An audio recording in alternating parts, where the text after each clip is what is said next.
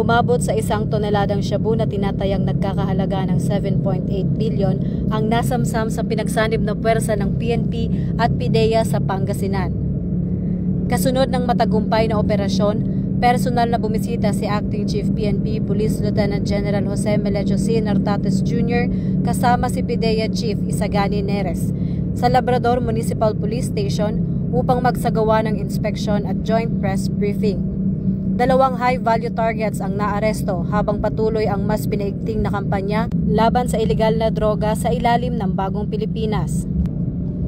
Ang operasyon ay simbolo ng mahigpit na pagtutulungan ng mga ahensya at matatag na paninindigan ng PNP sa pagsugpo sa kriminalidad.